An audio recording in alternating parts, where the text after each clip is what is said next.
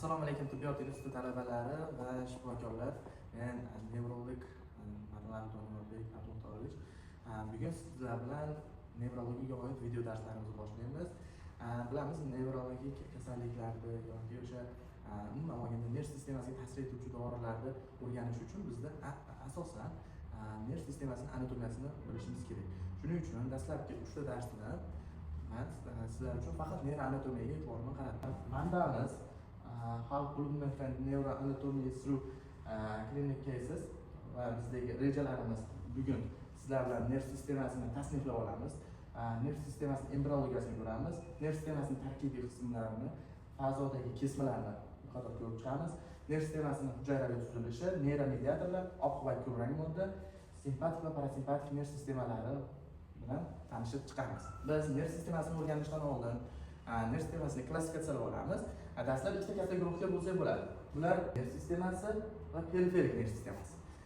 Bizda shunaqa holatlar bo'ladiki, ma'lum bir kasalliklar markaziy nerv sistemasiga kirsa, ma'lum bir kasalliklar periferik nerv sistemasiga kiradi. Shunda biz bilishimiz uchun bu klassifikatsiya kerak. Markaziy nerv sistemasiga o'zi nima kiradi desa, bosh va orqa miyani biz markaziy nerv sistemasiga kiritib olamiz.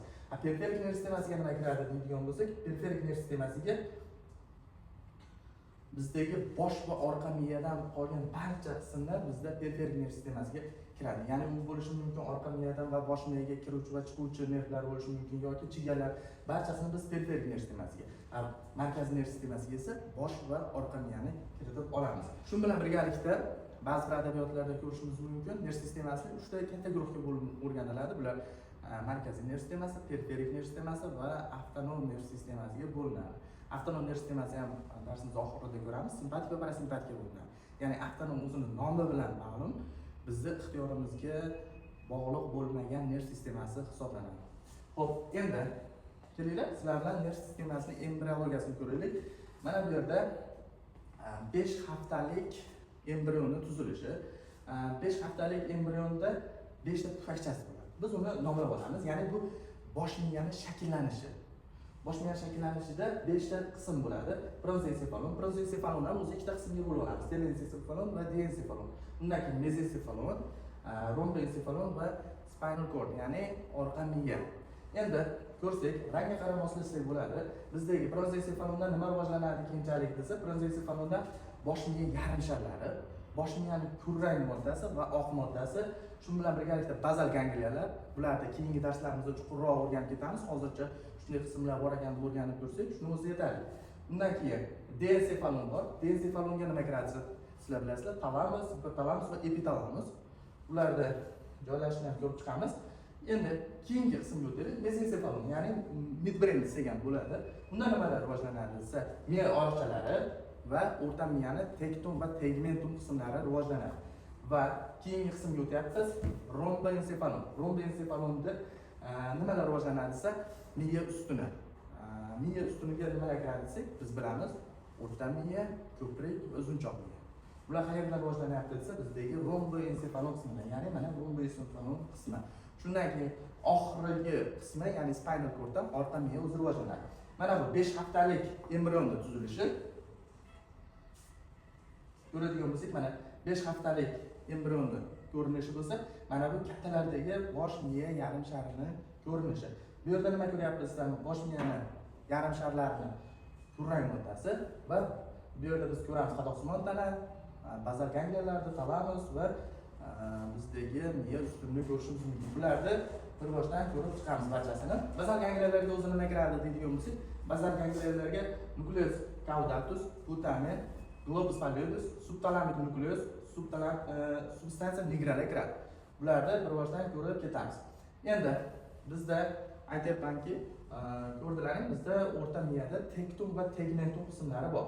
Mana bu yerda ko'rsak, tektum va tegmentum qismlari bor. Bulardan ham o'sha darslarimizga kelganda yana chuqurroq o'rganib ketamiz. Faqat biz hozir rivojlanish davrida qanday rivojlanishini ko'rib ketsak, shuni o'zi yetarli.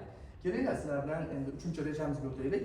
3-rejamizda nerv sistemasining tarkibiy qismlari fazodagi kesmalar. Bosh miyani biz kesmalarni olishimiz kerak. Qolgan barcha organlarni ham belgilashda bilamiz. Yuqori qismda superior deymiz, oldingi qismda anterior, orqangi qismi posterior va pastki qismini inferior deymiz. Shu iboralarga kelganda bizda ba'zi bir adabiyotlarda boshqa terminlardan foydalanadi. Misol uchun bizdagi yarim sharlarda o'ziga keladigan bo'lsak, mana bu sxemadan foydalanamiz. Yuqori qismini darzal deymiz. Oldingi qism, ya'ni peshonaning oldingi qismi rostral, orqa qismi kaudal va pastki qismi ventral hisoblanadi.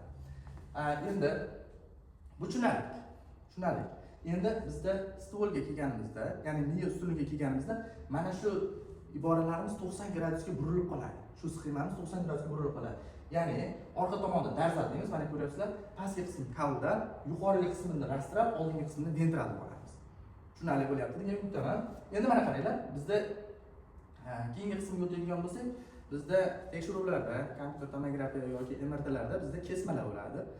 Asosan 3 xil kesmadan olinadi xolos. Bular qaysilari? Gorizontal kesma. Gorizontal kesma orqali biz bosh miyani yuqoriga va pastki bo'laklariga bo'lib olamiz. Keyingisi koronar kesma yoki tochsimon kesma yoki bo'lmasa frontal kesma desak ham bo'laveradi. Bunda bosh miyani biz oldingi va orqa qismlariga bo'lib olamiz. Uchinchi qism bo'lsa, uchinchi turi bo'lsa sagital. Sagital orqali biz o'ng va chap yarim sharlarga bo'lib o'rganamiz.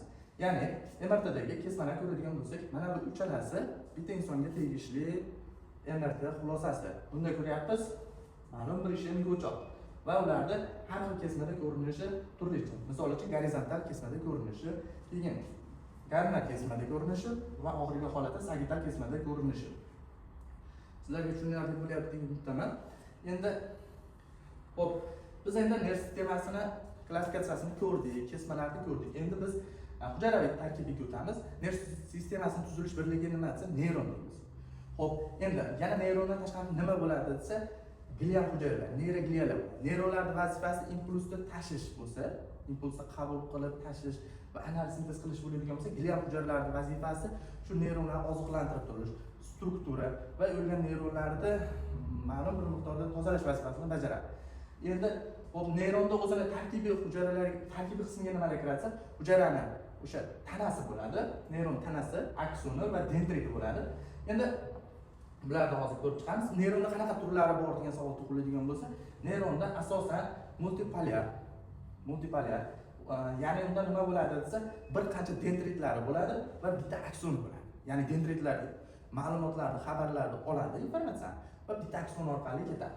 Mana ko'raylik, multipolyar ko'rinishi, ya'ni bir qancha dendritlari bor va bitta akson orqali informatsiya tashiladi. Ya'ni bitta bilamiz, saltator funksiya orqali bizdagi informatsiyalar sakrab o'tadi.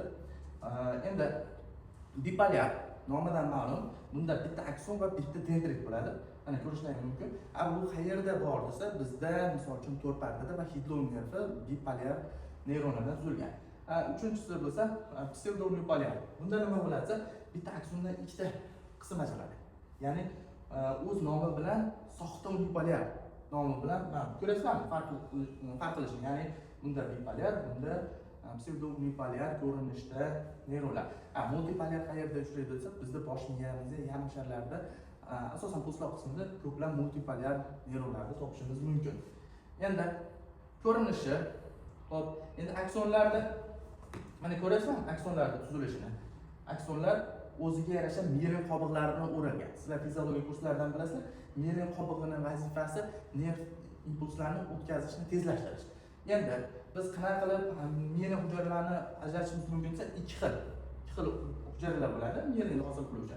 Agar periferik nerv sistemasida, ya'ni bosh miya va orqa miyadan qolgan barcha qismlarda bizda shima hujayralar bo'ladi. Tushunarlimi? Agar qaysidir kasalliklarni biz ko'rganimizda periferik nerv sistemasiga taalluqli bo'ladigan bo'lsa, shima hujayralarida qanaqadir patologiya ketadigan bo'lishi mumkin. Keyingisi oligodendrotsitlar markaziy nerv sistemasida, ya'ni bosh miya va orqa miyaning o'zida bo'ladi. Endi mana ko'raylik. Ko'rinishni mana neyron deydigan bo'lsak, mana oligodendrotsitlar markaziy nerv sistemasida hosil qilishda ishtirok etadi. Bizda endi shima hujayralar qayerda bo'ladi desa, periferik nerv sistemasida bo'ladi. Hozir darsimizni shu yerda yakunlaylikda, keyingi videolarimizda qolgan qismlarni ko'rib chiqamiz.